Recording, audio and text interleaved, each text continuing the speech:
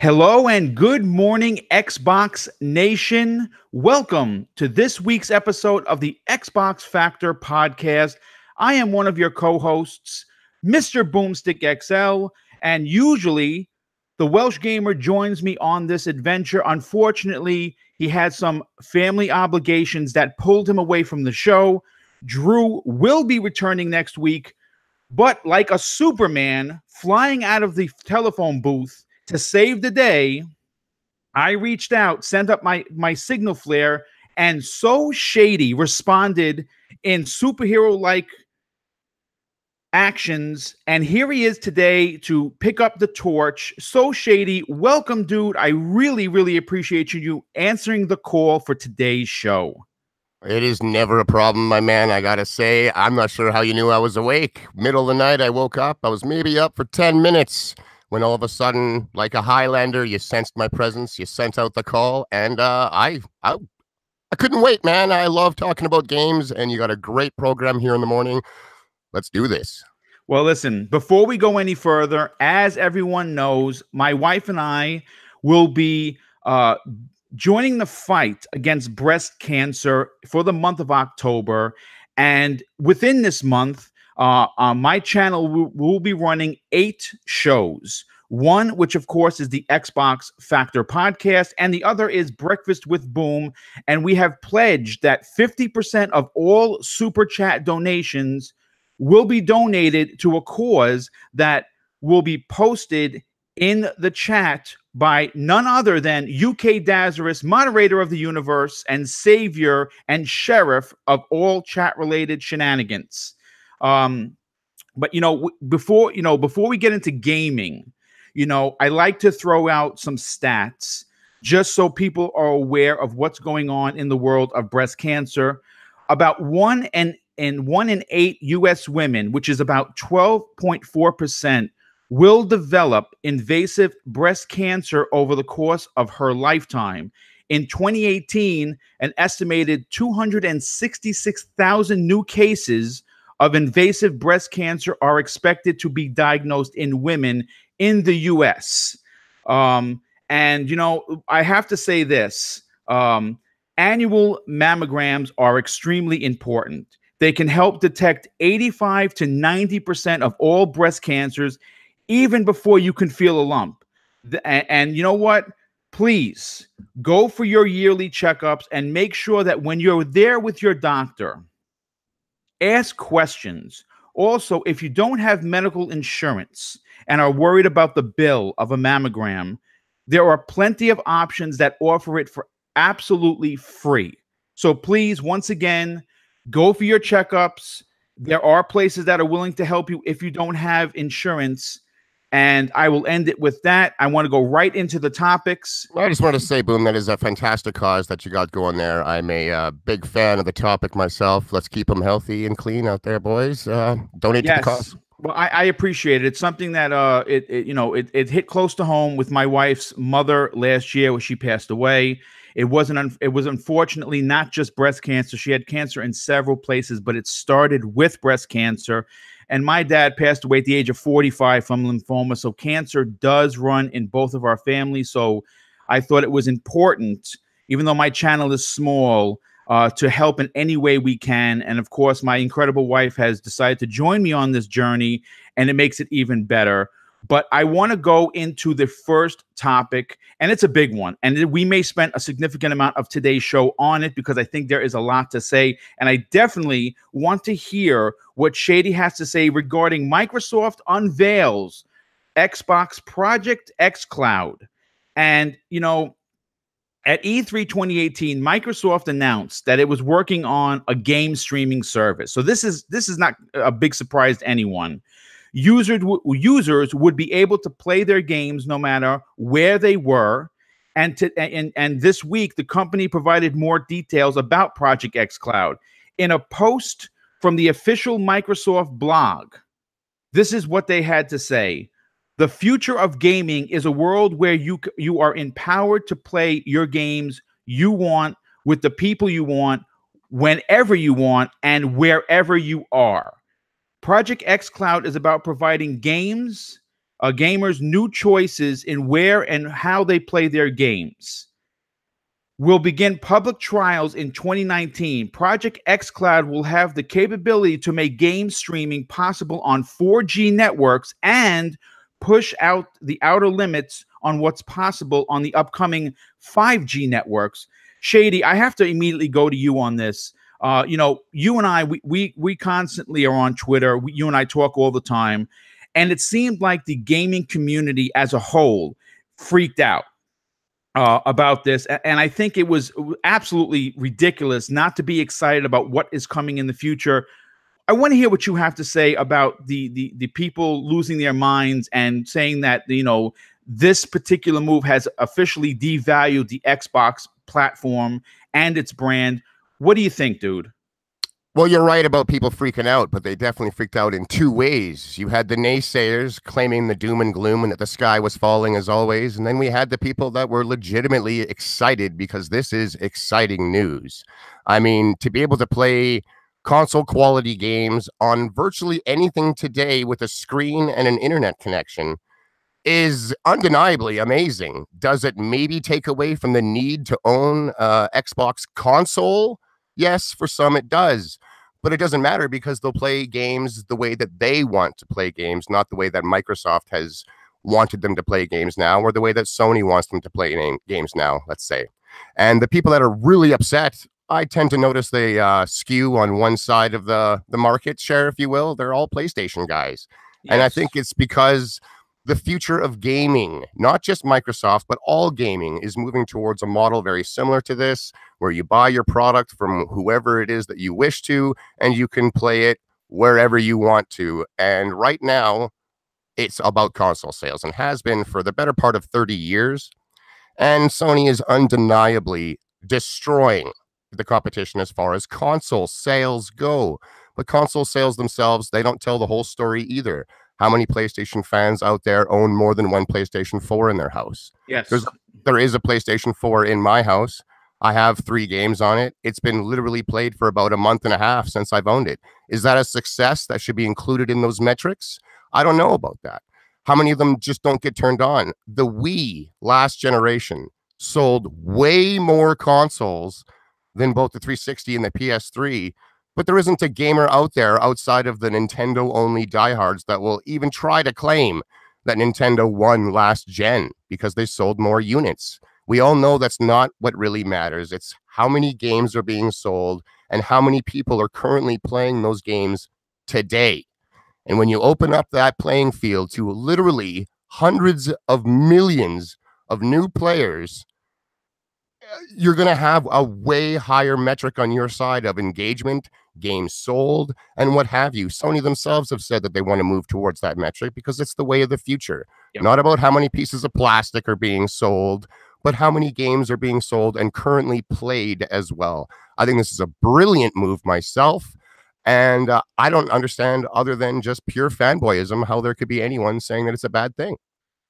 Yeah, I absolutely agree. And before we go any further, I just got to pay the bills a little bit. A big thank you, of course, to the Super Chat donations. Jay the Destroyer, a very good personal friend of mine. We grew up together. Awesome dude. And, of course, the $10 Super Chat donation, Chaos Theory, another fan of the show. Thank you guys really so much. I do greatly appreciate the support.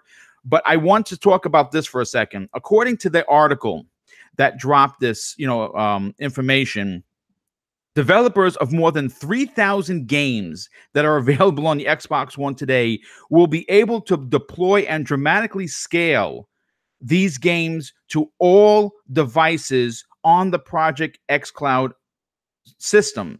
And, when you talk about that, people look at this as just being a way to replace the actual box underneath your TV. And you have to understand, first of all, you got to take a breath.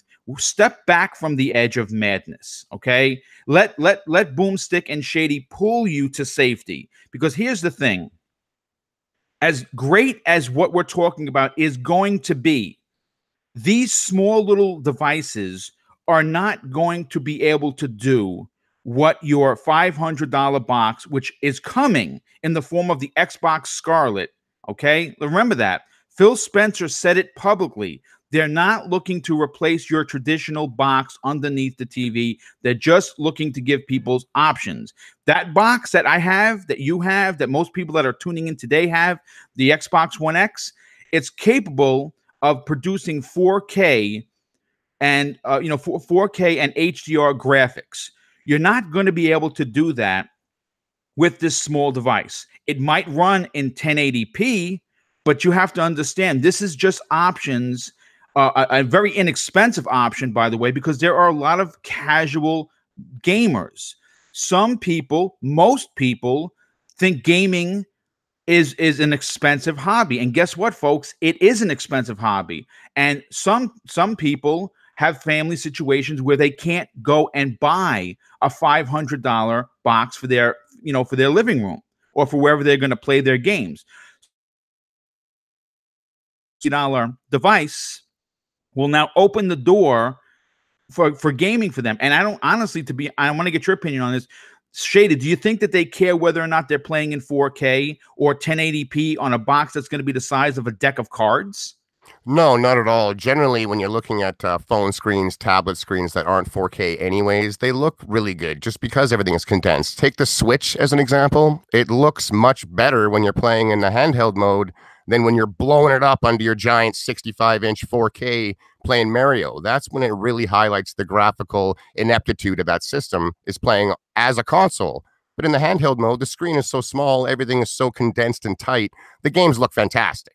And it'll be the same thing here. And then even then, my internet only a few years ago was like 10 down. It was really bad. I got lag online and stuff like that at the time. It wasn't so good. And 2 years ago, it went from 10 to 150. And we're about to go to 300 next week. It's like a $10 extra a month upgrade for that. Hello. But the point is that it's not long ago or even today where a lot of people are looking at their internet and it is abysmal. But that can change virtually overnight. All these companies desperately want you on the internet badly. So they're going to make it so that this can start to happen sooner than later. The United States is a big place. There's a lot of people. It takes a little while to roll this type of stuff out. That's why it's already big in Japan or up here in Canada, is because we just don't have the population. So it's easier to get this type of newer tech out to us. And they kind of use us as guinea pigs, I've noticed with some things. But beyond that kind of stuff, I don't think they're going to care that much. And once the internet even gets up to 4K, these home consoles that everyone is still going to release, they'll be doing maybe 8K at that time. So if for the big diehard graphics fans out there, they're still going to have the home console experience that pushes something better than streaming always will. But this is undeniably good. I mean, I'm looking forward to playing with a lot of new people that maybe this is the first time they get to even play games like this, because that barrier to entry with a physical console was too much for them. And now it's gone. Absolutely. And again, there's, price is always going to be at the forefront of a particular hobby. It doesn't matter whether you play golf. It doesn't matter whether you fish. It doesn't matter whether you play video games or you surf. There's always going to be the upfront cost, for per person to be able to do this particular hobby. So with the future literally around the corner, because we got to remember, we're all getting new consoles probably in 2020. I think 2019 is out of the question. I know that in another article, like I said with this one, they're going to begin public trials in 2019. So it's not happening, next week. This is just putting out the information. And so now you say, well, the XO event, which I went into real super detail last week's show, some are saying, well, why didn't Microsoft wait to unveil this, this particular new item there? It would have been great. Everyone had been talking about it. Everyone's talking about it right now. Okay. The Project X Cloud needed to be brought out to the forefront for the company because Google is literally, having people test Assassin's Creed running on their service that's going to be coming. Now, they're not, from what I understand, it's not going to be a traditional box like you have the Xbox. It's just going to be the device like the X Cloud. So they had to get out in front of this and put it out there. I think it was a good move because it just leaves room for more big announcements that we're going to get, hopefully, next month in Mexico City. But before we move on to the next topic, Shady, I got to talk about this because you are a big fan, and so am I, of Game Pass, right? Oh yes, $10 a month gives you not only over 100 games. I think it's like 160 games as it stands right now, which is ridiculous. Okay. But you're getting all your first party games in there day and date. Now, with this, the xCloud project, this works hand in hand because let's say you're a person who doesn't have a lot of games on his hard drive. You could be you might be someone that's new to the Xbox platform. Guess what, folks? It still happens. Some people are just Sony players, and that is okay. But this option, this may change someone's ideology and say, hey, listen, I could support both consoles. I can get the Gears of War, the Halos, the Forzas, and all I have to do is buy this $100 device. And well, look at this Game Pass. What's this? They sign up for Game Pass, and now not only do they have 160 plus games right at their fingertips, the ability to play anywhere on your Surface, on your tablet, on your phone is going to be there. How big of a deal do you think that Game Pass going hand in hand with this particular xCloud project is for Microsoft? You know what? I think it's huge, especially for, let's call them the mobile gamers out there that have never played these console games, and they become very accustomed to budget gaming, for lack of a better term. They don't put in a lot of money for the games that they get. Now they don't have to put in a lot of money, and the games that they get are like AAA badass games, not free-to-play, time-wasting, Candy Crush stuff. Not that there's some enjoyment to be had with some of those. But for very little, for the cost of less than a coffee a day, you are getting 160 plus games, all of their exclusives, day and date, that will not leave. I mean, Game Pass is an undeniable deal. The day they said that those exclusives were going in there day and date was when my entire crew of gamers, there's 6 of us that buy hundreds of games. We are hardcore, not all together, each, hundreds each. And Game Pass was perfect for us. Perfect. We buy all the exclusive games anyways. So with this program, we're saving over $150 a year already. Plus, we get the other 160 odd games that are in there. Some of them are great, some of them not so much. But the bargain value is fantastic. I'm like as hardcore of a gamer as it gets as far as console goes here. And Game Pass is perfect for me, because I don't have to spend my money on something that I now have access to on for the cheap. I'll use Forza for an example. I've seen a lot of people say they bought it because they want the Ultimate. I just upgraded to the Ultimate with a Game Pass discount. So altogether, I have full access to the Ultimate Edition of Forza Horizon 4 for the grand total of $52 Canadian, plus my continued subscription service, of course. Right. I have no plans of leaving anytime soon, if at all. So I don't count it. So basically, I've got Forza Ultimate for $52 Canadian. If I bought it, it would have cost me almost 150 Canadian. Yes, that's correct. So that's just this one game. I've already saved $80+. The same thing happened with Sea of Thieves. I didn't have to pay $80 for that. I didn't have to pay $60 for State of Decay. I'm looking forward to not having to pay $80 for Gears and Halo. Like, it is undeniable savings because these games will not leave. And let's call it worst case scenario, and Forza in 4 years has to leave because of some kind of vehicle or music licensing issue that people are bringing up. Let's pretend that happens. Before they take it out of Game Pass, they'll likely give it away for free, quote unquote free, in my Games with Gold, which I'm a member of. So that's fantastic. And if they don't do that, I'll buy it right before it leaves at the cheapest price it has ever been offered, at a Game Pass discount on top of it, just to keep it forever. Like, I don't understand how people don't like it unless they enjoy collecting physical things in their house. That's totally fine. Or they like to resell their games to get more money to buy their new games. And that's fine too. Those are the only reasons I can understand why they aren't in Game Pass. It's fantastic. Rant over.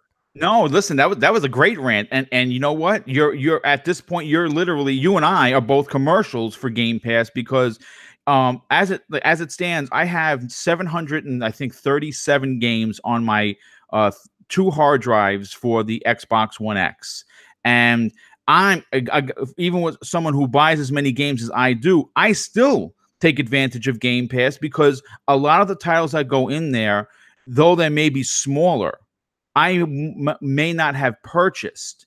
And if you think about this, when Project xCloud is launched, I have a Surface tablet, right? It's how I run the channels. My wife surprised me early this year. She said, "You need a new computer. Your other one is old as hell. Here you go." I could logistically be on the road and have access to 700 plus games with Absolutely. I mean, that's the thought of that is ridiculous. It's just dawned on me that with this xCloud, I have very similar to you. It's like 680 games, something like that. I cannot have them all on my hard drive. And I'm the type of gamer that when I'm in the mood to play a game, I want to play it right now. When I was a physical guy, the time it took me to reach for the disc on my shelf was sometimes too long, and I would change my mind on the way, right? So if I don't have the game downloaded to my hard drive already, the time it takes to download it, there's no way I'm in the mood in 5 minutes or 5 hours, you know, long time sometimes. So being able to have access to all of my games, some of the ones that I want to play at a premium level on my console with the 4K, I can have them downloaded. Some of the smaller indie games and stuff, I can not bother downloading anymore and just stream them to the screens in my house that are capable of doing so without taking up my valuable hard drive space. Because not everyone is made of money and can just go out and constantly buy external after external after external. We got Red Dead kicking our doors down at 100 gigs. And that's on the PlayStation. There's a very good chance that the Xbox X version is bigger due to higher asset qualities and stuff. Like we're getting hardcore here, and they're not about to get smaller. Your average game is like 40 to 60 when you're looking at the AAA space. So not having to download them all the time, but being able to have access to them all the time, bingo. It's brilliant. I love it. Listen, everything you're saying is 100% the truth. You know, talking about Red Dead being 100 plus gigs, you know what? A game that size, it's just pretty hard to wrap your mind around that you're going to be able to play that game anywhere. Think about that for a second. The game is 100 plus gigs, but with this new technology, you're going to logistically be able to play that game on the go, which, listen, it's a Rockstar game. People are still buying GTA 5. I joke about this all the time, but everybody in the chat right now has 7 copies that you didn't know you bought. Right? I mean, so we're going to be playing Red Dead Redemption 2 for quite some time, for many, many years. When you think about it, sorry there, Boom, again, I apologize, but like for those guys that get into Red Dead maybe a week or 2 later, so they didn't get to preload it before it came out, 100 gig, if you've only got a 20 meg down internet, you're downloading that game for like 3 days before you get to play it. Whereas with xCloud, the second you hit that purchase, if this was working today and that was a part of the program, because you have to say that. Yeah. Oh, yes. Absolutely. Instantly. You hit that purchase button, you own it, you're playing it right then and there on the screen of your choice while it's downloading to your console if you want it there as well. So when it's ready, you hop on for the premium. But while you're waiting, you're playing the game. Like this is a win-win. The more I think about it, the more excited I'm getting. You know, you said something, and I'm really glad. I'm going to bounce off what you said because this was something that was not discussed. And you talked about it, but I want to hear more your opinion about this more in detail.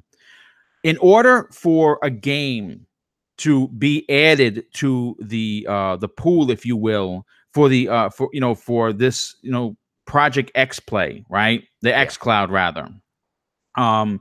They have to agree to be in this program. That's correct. And so Microsoft just can't say, okay, game A, you're in. And without the developer and permission, it could just go in there. They have to agree to this. But you said something at the beginning of this particular segment, and I kind of want to really touch on that because I think it's important that the people know this. When if this service launched, let's say next week, right, and you are developer A, and you have your game is available digitally and physically, right? So you're going to get your physical sales because there are plenty of people out there. 2 very good friends of mine, friends of yours. Noof Nukem buys all physical. Lady Foxfire physical, right? They like collecting the things. Guess what? That's okay. But there's also going to be a ton of people that buy digitally. And there also going to be a lot of newcomers to the Xbox platform to purchase this new little device for the $100 or $150 that are now going to be buying your game that's in this pool. How important is that to all of these developers looking to expand their consumer base? I think it's huge. And I mean, this little $100 device, the Streambox, the more I think about what xCloud actually is, I'm wondering what's the point of actually having a semi-stream box in your house? I mean, maybe we got it wrong, and this is what Scarlet Cloud was all the time. Because it sounds like it doesn't matter how powerful your phone is, as long as it has the ability to connect with a fast enough internet connection to talk with their servers. You're playing the game on it. Like any new Android and Apple phone from the last like 4, 5, 6+ years, Yep, it will work. This is brilliant. So when you suddenly say, hey, everyone with a cell phone in their pocket and an internet connection that wants to has the option to buy your game and play it at console quality levels, any company that's like, no, I'd rather not. I mean, I don't know what they're thinking. I'm not a business major, but it sounds like it would be a no-brainer to say yes to the program. And I really think that the reason that barrier, so to speak, is even there is just for some form of legal issue, because these games were originally licensed to just work on Xbox consoles and maybe the PC with like crossplay or cross-buy some of the games with Xbox. But in general, they're meant for those. They were licensed for those. So in order to bring them onto new devices and sell them to new device owners, they need to almost be relicensed or re-given permission. It's identical to the backwards compatibility. Yes, exactly. Good point. So I see a lot of people on Twitter and in comment sections begging Microsoft themselves to release backwards compatible games. I'm sure Microsoft would like to release every single game possible backwards compatible. And I keep telling them, you're going to the wrong company. You're talking to the wrong people. You need to go to the companies who made these games and say, let Microsoft open this up for back compatibility and now xCloud, because they're the ones that actually have the power to say yes. Microsoft can't say yes. They cannot legally do so. They need the permission of the others. So I've always told them, go to the others. We can talk till we're blue in the face begging Microsoft for like a remastered or 4K version of Mass Effect. It's not up to Microsoft. Right. They just need the permission, and then Microsoft will do all the work. And that's what's a big one here, is that they just need permission, and then Microsoft does all the legwork on back compat and on the xCloud end, and then this other company's product is suddenly opened itself up to literally hundreds of millions. To say it's only a few hundred million is undercutting it big time. I agree. Cell phones and tablets and other devices that stream to the internet with the ability of the speed this wants is a staggering number. It is in the billions. Yes, with a B. That's right, with a B. Right. So you're like, hey, would you guys like to sell the new Assassin's Creed to billions of people tomorrow, as opposed to, for argument's sake, 40 million tonight? They're going to say yes. They will all say yes. This is huge. This is huge. If you don't want to use it, you don't have to use it. That's one of the best parts, because they still offer the standard premium console experience for those looking for it. This is going to be big, and it's industry changing. And this is something I think the industry really needed. It has been stagnant for too long and clinging to the traditional model of the way of doing things. And this is really going to shake things up. And I think bring in a lot of money for these guys, which in turn will bring out some stunning games for us. Absolutely. You know how you know that this is going to work? Do you remember a couple of months ago when Black Ops 2 became backwards compatible on the Xbox One? Do you remember that? Well, I remember it, because I'm going to tell you how I remember it. It showed up in the MPDs in the top 10, right? So people who still want to play older games, if given the opportunity, could make that company developer A is going to make that much more money. So that is the same principle when it comes to the xCloud. There are going to be players that don't have the traditional box underneath the TV that are now going to have access to your game through this service, and you're going to get that $60 sale. And that's right. If you think about this, I mean, let's lowball this for a second, just for shits and giggles. Let's just say they get 1 million new players who don't normally buy games, right? A million, only a million on that buy this new tech, and I said, guess what? Only a million.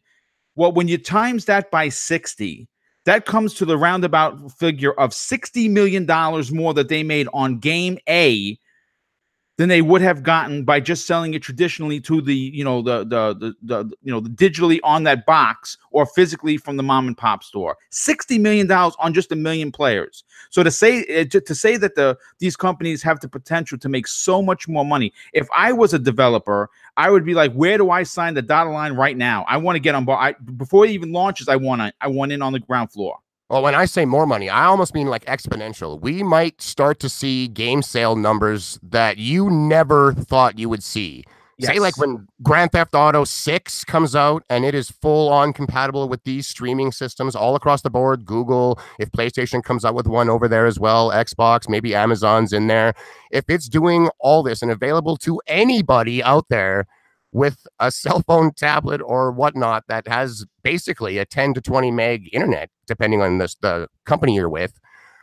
I mean, we could be looking at opening week sales. Spider-Man was a massive success at what, 3 million? What if it was 30 million? 30 million opening week, or 100 million sales opening week. Like, this could be beyond ridiculously huge because of the amount of people it is making these games suddenly overnight accessible to. They obviously don't have a console, so they're not playing these console games. But all of a sudden, they can play them on the stuff in their pocket. It's going to be big for people. You got to wake up, everyone out there that's not seeing it. They're just clinging to this desperate how many consoles are sold because their brand of choice is currently, to be honest, taking names out in those streets, man. Like, Sony cannot be touched as far as consoles being pushed. But the metric has exploded massively to do new things, bigger things, and that's only a piece of the pie now. That's all it is. Yes, it is definitely a small piece for now. It is going to be a giant pie-eating contest once this thing finally rolls out. So get your bib and get ready, because I'm double dipping. I've already said it publicly. I've said it privately. I'm going to buy the little xCloud for the room, and I'm going to keep my Xbox Scarlet out here in the living room, and I'm going to have access throughout the entire house of Xbox and not have to spend another $500 or $600 on the next box. I could literally say, okay, I'm going to buy the big box. It's $500. It's $499. There it is. It looks great. It works great. In the room, $100, $150, drop that down, and I'm playing everywhere and anywhere I want. And then if I'm going on a trip or I'm going to take a plane ride, I can, get maybe that little, because if Vladdy Putin in the chat made mention of the Xbox controller with the little attached device where you can click on your cell phone. That would be another money-making peripheral for Microsoft should that come out that way, because you're not going to hold your phone in one hand, right, and use the controller in the other. So it's probably going to be another peripheral, or even like a special controller, because they like making controllers, and have that device ready to go. And you literally be playing, sitting on the bus, sitting on a train, sitting on an airplane, at your dentist's office, in the backseat of someone's car, playing your, 160 plus games that are attached to your Game Pass account, as well as what you have already on your account. Dude, listen, we can go on for another 10 hours talking about how incredible this is. I just want to end it with this, Shady. If you're nervous about this, please stop the drama. Microsoft, Sony, or Nintendo are not taking away your traditional hardware. So just take a breath and enjoy the future. Okay, so I want to move on to the next subject, because we took 32 minutes on this, and I'm glad, because we kind of really let it all hang out, so to speak.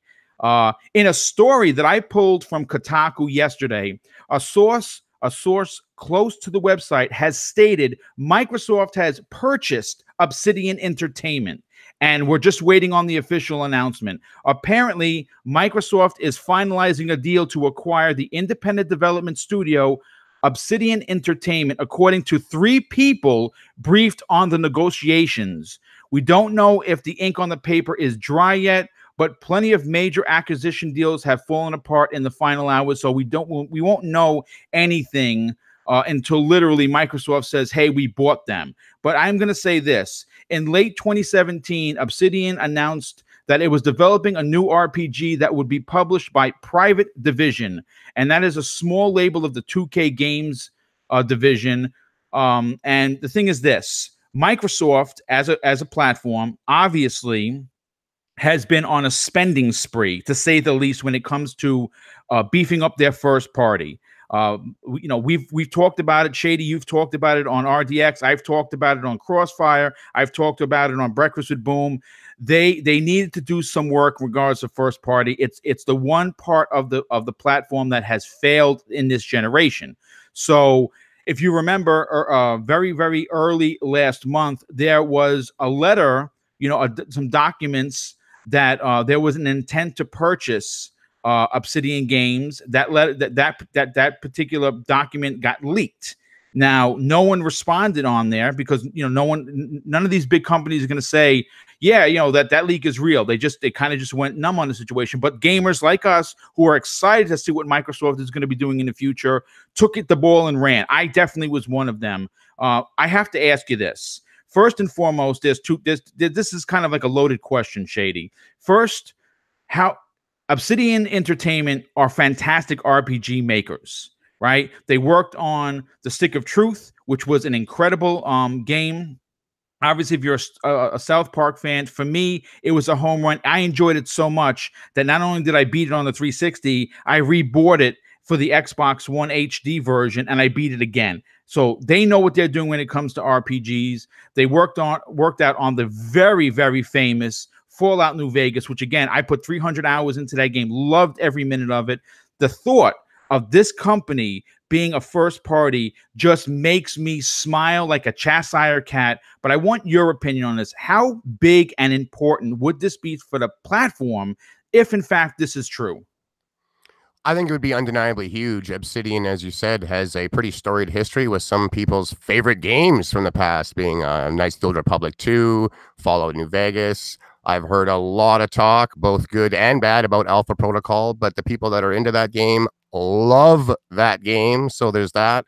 Like, they have a really deep RPG pedigree to them. And I'm reading about them actually right now on their wiki, and they almost went bankrupt back in 2012 and had to start crowdfunding games to get their stuff out and taking on games like Stick of Truth, like continuing basically piecework as a company to stay afloat and pay their employees without the ability to truly see their own dreams as a company almost ever really come to fruition, because they've never had the funding or the resources necessary as a company to truly do something that they wanted to do. They were only able to go big on properties that belong to other entities out there.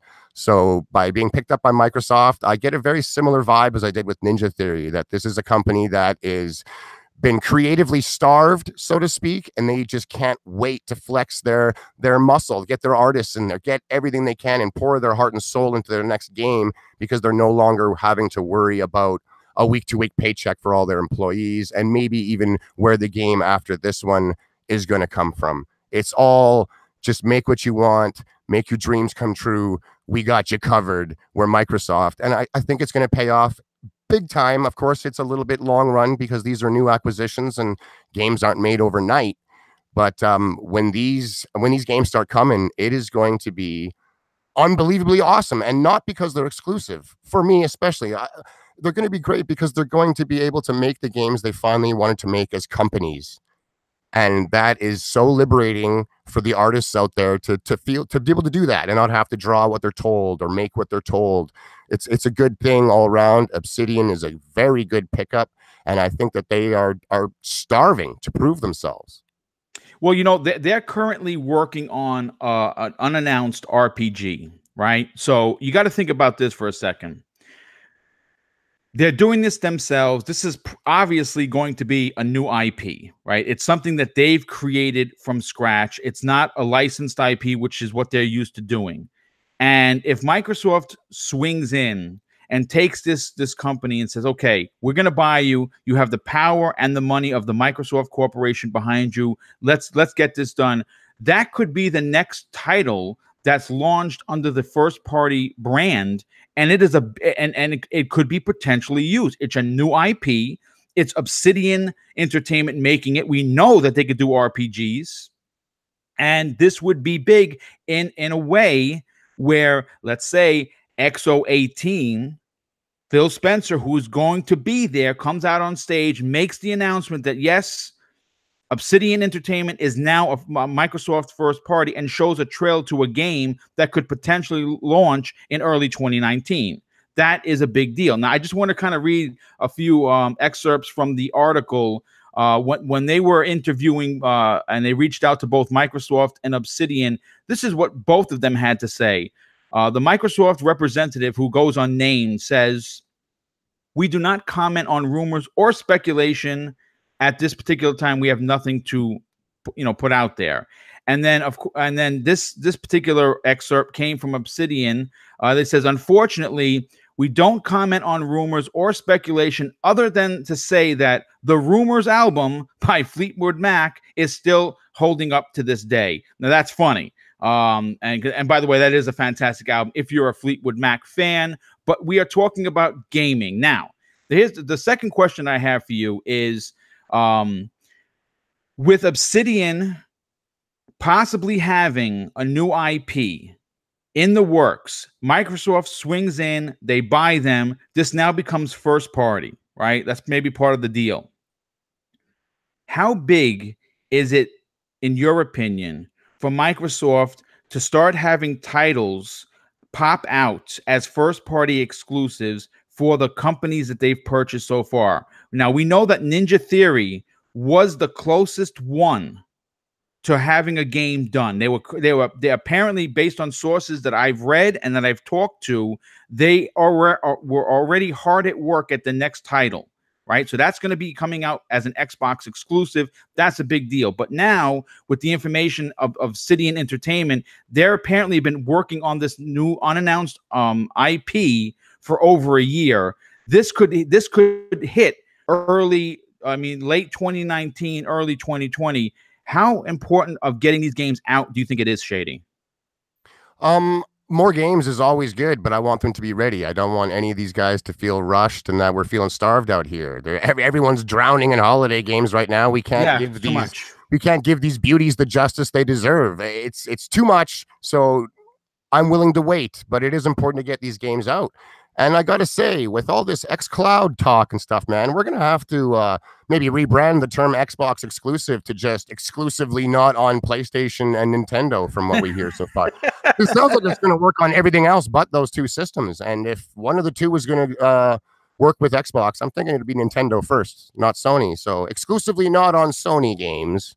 They're important. They are important to the brand. And I think they're going to do really well out there as long as the quality is there. People have been looking to Microsoft and screaming at them for years. Be the behemoth you are, to quote another famous podcaster out there. And I agree. Honestly, when I hear that you guys are kicking $1 trillion door down and becoming the biggest, let's start seeing some of that in the gaming industry. That would be really solid, but make it ready. Don't feel like you just have to have something out to have something out. Let these guys really and truly make some stunning masterpieces and just redefine what we thought we knew gaming was. Now, listen, I absolutely couldn't have said it any better. Again, take your time, make it right, and put out a quality product that is gonna sell. Because when you say starving, you have to think it like this. Sure. I'd be the first one to say that I've been highly disappointed with their first-party offerings this generation, because even though there have been some great ones. You look at Sunset Overdrive, you look at Quantum Break, obviously Forza, you have Halo, you have Gears 4 was fantastic. I'm very amped for Gears 5. I still want more, and I think that they have a lot to offer. We do know that there's a lot of stuff going on in the background. I'm hoping that XO18 gives us, a little bit more light into the darkness of what they're doing. But you know what? I want to move on to the next topic, and it's a funny one, but it's one that we've talked about on all of our shows. On Monday, I saw a tweet from Xbox, from the official Twitter account, where they were showing off the Fallout 76 controller. Now, when I saw this, without even reading the fine print. I went to Amazon. I went to GameStop. I'm like, I have to pre-order this controller. Okay.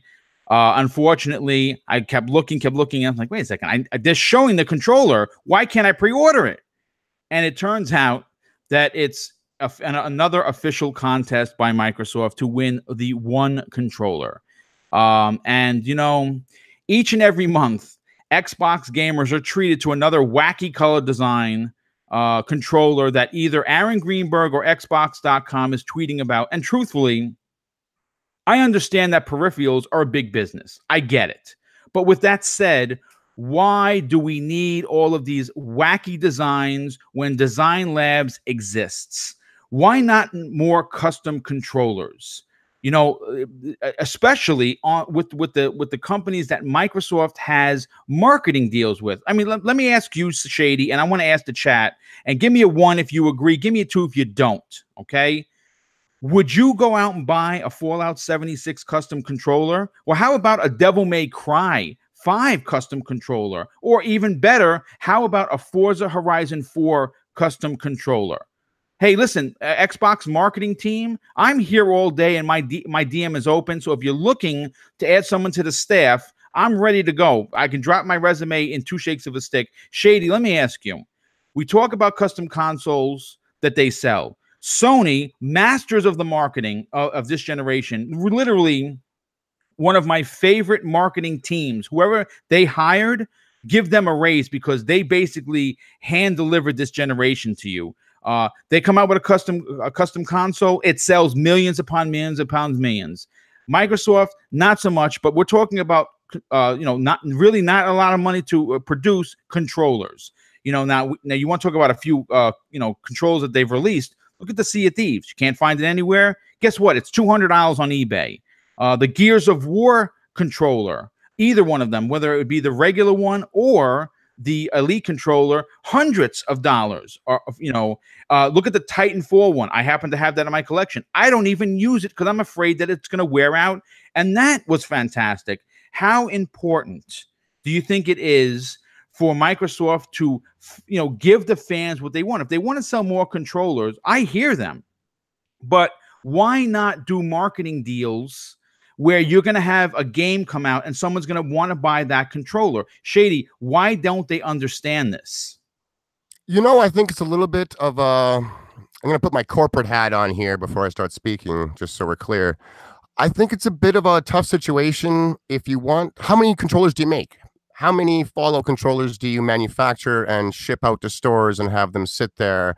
And how long are they going to be hot during the window of, say, Fallout 76 before they're just kind of collecting dust on those shelves because maybe they ordered or made too many? I think the perfect solution would be offer these custom game controllers through the same store that we can build our own custom controllers through. Let us do it in the design lab. So you can just say, hey, I'll take the Fallout one. And they just cook up a Fallout controller for you. Dude, that is ingenious. They should hire you over me. Hey, there you go. But besides that brilliant point there, I think it's a little bit hard to judge the demand of something like this. Whereas being able to put it online, you get more like the people that want it, they'll go and get it. You don't have to go to a store, which is inconvenient for a lot of people, no doubt. But if they just sold it through the Design Lab store, I think they would have some big success with a lot of the games that they did. Maybe they make 10,000 of them or whatever. I mean, whatever the number they make, once they're sold, you're going to see that eBay value go up and up. That's the nature of the beast when things aren't infinite, is once they're sold out, the rarity, it brings it up. So, I mean, that kind of is a bummer for people that maybe didn't get one if they did want one. But I think that's the most business tight way of doing things, would just be to offer it through that store, because that way you're not pre-manufacturing and shipping and storing all these controllers, that you hope are going to sell. Like, as far as custom stuff, I'm not big on the consoles, but I am big on the controllers. I think that's pretty sweet when you get that favorite game of yours and the controller they make. It just resonates with you. You pick it up and it helps. I don't know. It helps you feel more immersed, damn it, if you will. I like it. So I like the idea, but I can see the business side getting a little bit difficult for them to figure it out. I think the option I gave them is a potential Dude, way I'm solving it? I'm not being sure. serious when I tell you the Shady. First of all, I done a lot of thinking when I was doing this, the topics for today, and what you just said was, my God, a $1 million home run idea. If they don't pick up what you're saying, then I don't know what to do, because you really just laid it out so simple. It was perfect. Well, I think that's why the controllers that they do release are like the camouflaged ones, because they're not really tied to any property that may Right. only be hot for a month or two and then just kind of fades away. Video games, more than almost any other medium, we look forward to these things so much. The hype level gets so high. They come out, we play them for a week, talk about them for a week or two, and then we're instantly on to the next. And that game is considered old. Most of there's like, that's an old game. It came out 3 weeks ago. Like, we don't want to hear about it. We don't want to talk about it anymore. It's interesting to look at, and they devalue in cost just so fast compared to a lot of things in the world. You buy your brand new game, and 3 weeks later, it's a Black Friday and it's half off. Like, it's nuts. So I don't know. I think they might be able to offer something like this and just have different designs as the games come out and let the people kind of pick, and they use their metrics to go from there. Maybe it gets to a point where they can start putting consoles in store, or controllers again, sorry, on store shelves, because they know they're going to sell at least 10,000 of them because they have that many ordered every time. Yeah. Like, I don't know, but no, something. you're absolutely right. You make, again, you're making beautiful points here, and it would save them of making, let's say 100,000 of controller A, and it's sitting on the shelf, where they could just display the picture, in design labs, and say, hey, listen, if you want it, here you go. Right? I mean, that's a big deal. Again, I love your idea. I hope someone picks it up, but I just have to, of course, pay the bills. I have to first thank Kasi 1300 for the $2 super chat. And if you think that $2 is nothing, you are sadly mistaken. Every dollar that is donated through the super chat for the entire month, 50% of that is going to a breast cancer awareness charity that my wife and I have picked. I will be making the announcement on who we pick. We're just being really cautious. We want to make sure that the money does go to a legit website. You got to make sure that that it's Better Business Bureau rated, and we're kind of just taking our time making sure the right one is going to be found. Also, Legna with the $5 super chat, thank you so much. He says, hell yeah, my two favorite podcasters, Blackout Tonight, Shady. So yes, that's right. Hey, shout out to Legna there. He bought me Blackout. So very nice. We will certainly be playing together, but that's not the only reason. I don't want people thinking that you got to buy your way into Shady. But I mean, huge thank you. That was fantastic and came completely out of left field. You got to love when that happens. And I am looking forward to that game tonight, my man. It is going to be good. Yeah, I'm in at least a dozen contests. I've been scoping out my DM to say, hey, Boom, you won. Otherwise, I'm gonna have to sit out on it. But that's okay, because I am playing so many other games. It's just, again, it's game overload. It is the fall. But you know what, Shady? I want to move on to the next topic. Forza Horizon 4 is the fastest selling game in the series so far. And in a statement during an interview that was given to GameIndustry.biz, this is what Playground Games had to say. We're thrilled that Forza Horizon 4 has been so well received by gamers across the UK. Set in beautiful, historic Britain and made by British studio Playground Games, Forza Horizon 4 is the fastest selling game in the entire Forza series in the UK, according to the latest GfK data. We are so, I mean, Shady, first of all, I got to be honest. I don't really think I'm not surprised by this, because it's Playground Games and it's Forza Horizon. I mean, obviously, we know what they did with Forza Horizon 3. Hell, I was just playing it last week. Nothing beats the Hot Wheels expansion. Literally the best expansion in the history of gaming, in my opinion. And I've been gaming for 40 plus years. I just think it brought me back to being a kid. So then when they obviously announced Forza Horizon 4 was coming out, well, I hate to say this, but I guess that you can call it a little bit of bias. I already gave it a 95. We're not even playing the game because I knew what we were getting, and guess what? They proved me right. The game is amazing. You've been playing on Game Pass. You loved it so much that you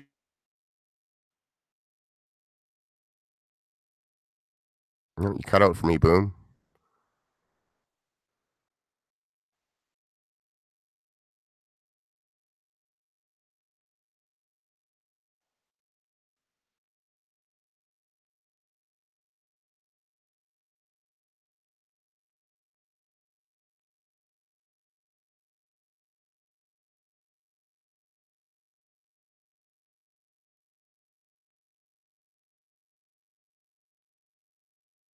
Can you guys hear me still, or is it just Boom that got abducted? I'm still here. The Greys and the reptilians didn't get so shady this time. I'm not so sure what's going on. It says we're still live. Maybe I should still keep talking.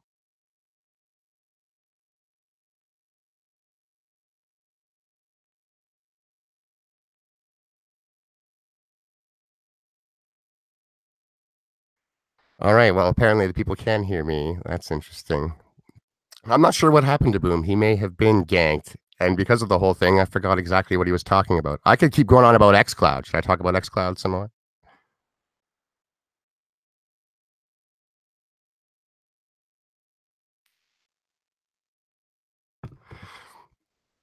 Because the chat is so delayed, by the time I get what you guys are saying, I'll be sitting here saying nothing for like 20 seconds. So we can't possibly have that going down. I mean, let me crack open Twitter quick here, see what Boom's doing. I'll get his status for you.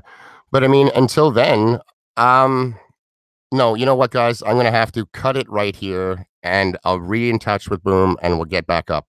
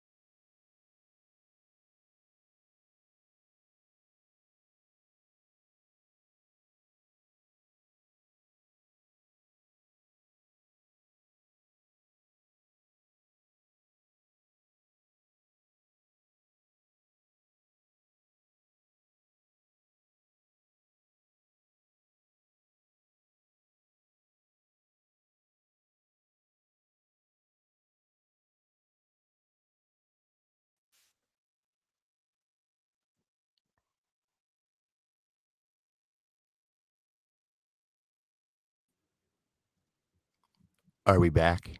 Yes, well, we are live. I hope that we're live. I want to apologize to everyone that's in the chat. I unfortunately had a blackout here, and my power went out to the entire apartment. I hope that we're live. If anybody could just let me know in the chat if you hear us, please. It would be greatly appreciated. I'm looking. It says that we're live. I just need to hear from the chat. Yeah, they say so too, man. We are good to go. Okay, listen, once again, thank you for hanging out for the 5 minute of dead air. This is the first time in I don't know, a year that I've been doing YouTube that this has happened. When the lights went out and it still said live, I said, okay, I'm good. Maybe the power outage didn't reach this corner of the house, and it did. So I want to thank you for still hanging on. and I don't even remember where we left off because I'm literally, my heart is beating a million. You know, you don't want this happening on a live show, but it did. No, So it's all good, Boom. The electricity on the show was so high it blew a breaker. We all understand. It was awesome. We can continue from here. Okay, so listen, we're gonna continue with obviously Forza Horizon 4 is a big success. Here's the question that I have for you, Shady. Okay, first of all, how big is this for Playground Games? Wait, and there's another question. This again, another loaded question. How important was this W for the Xbox platform? Please take it away. First off, I don't want to take anything away from what this game is doing with its success, but I'm not surprised at all. I expected it to do this well because the last game was phenomenal. And as you said, that Hot Wheels DLC was so good and really exposed Forza Horizon franchise to so many new players that weren't so interested in a racing game. Saltiest Gaming, member of the community, he's one of them. That he's not a racer, but that Hot Wheels got him. And because of that and its inclusion into Game Pass, he is